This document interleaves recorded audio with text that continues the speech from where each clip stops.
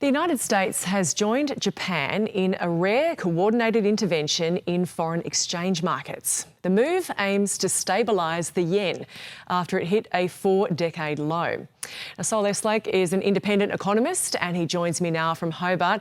Saul Eslake, great to have you with us to explain all of this. What is this intervention we're talking about here?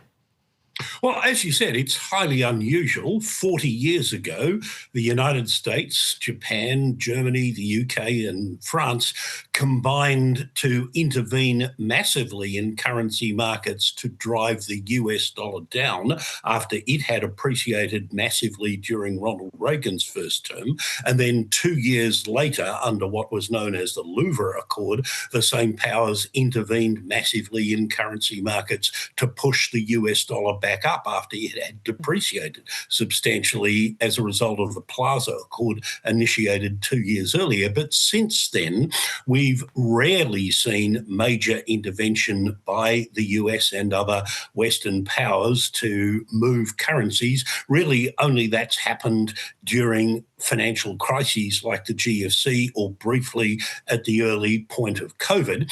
There has been one recent precedent where the Trump administration has intervened in support of the currency of one of its allies, and that was in Argentina late last year, ahead of elections which President Milei in Argentina appeared at risk of losing in the Argentine Congress. The US Treasury intervened substantially to put a floor under the Argentine peso. But apart from that, this is the first intervention that the US has undertaken at scale for some time. And it may be for similar reasons. Japanese Prime Minister Takaichi Sanae has been under political pressure because of rising inflation. The weakness in the yen has contributed to that by pushing up the price of imported commodities, in particular petrol. And inflation in Japan has been at around 2% in recent years. That doesn't sound very much to us in Australia or in most other Western countries, but for a country that had almost no inflation and indeed had deflation more often than inflation for most of the past 30 years, that is something that Japanese people feel very uncomfortable with. So it can be seen, perhaps, this intervention as a show of support on the part of the Trump regime for its ideological ally who is now running the Japanese government in Tokyo.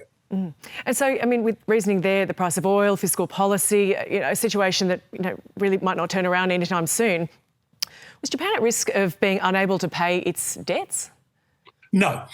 Most of Japan's debt, which is very substantial, it's over 200% of Japan's GDP. But unlike the United States, where a lot of its debt is owed to foreigners, almost all of the Japanese government's debt is owed to Japanese institutions and savers. And in particular, the Bank of Japan, the Japanese central bank, holds almost half of the debt which the Japanese government owes. So it's all internal. It's not going to cause a default on the part of the Japanese government. And the Japanese government is currently spending about 5% of its revenue on paying interest. That's higher than it used to be, but it's less than the United States government is paying, for example, on its interest, or the Victorian government is paying on its outstanding debt. So again, Japan can handle it, but it's uncomfortable. And the weakness in the yen, which, as you say, has been at a 40-year low, is contributing to that inflation. Almost certainly, if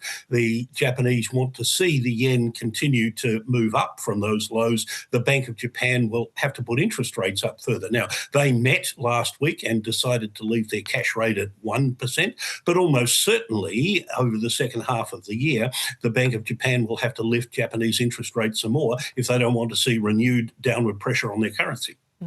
And so, I mean, a rare move to stabilise the yen here. Is there a risk of contagion for Australia, the broader economy? Any other implications of this move for us? No, I don't think there are. I mean, so far the intervention has only pushed the yen up by about 4%. That's a significant move, but it's not a major one. Japan won't be quite as cheap a destination for the increasing number of Australian holiday makers who visit Japan.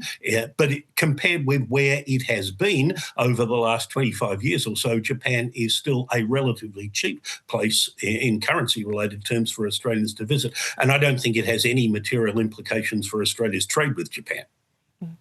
And what could be the effect of the yen slide on the people in Japan?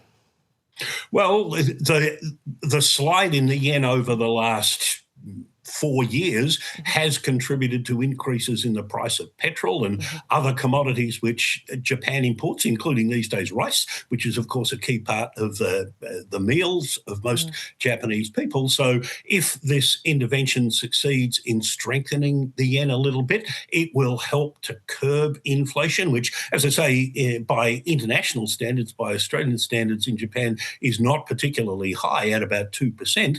Over the last 3 years, prices in Japan have risen by about 14%. That doesn't seem very much, but over the previous 30 years, consumer prices in Japan rose by less than 4%. So it's a big shock for a people who have almost forgotten what inflation was like. And so it's a political issue that Prime Minister Takaichi has been taking some skin for, and she would prefer, I think, that the inflation which Japan has been experienced be contained at without needing big increases in interest rates of the sort that we've seen in Australia and that has been experienced in other countries as well.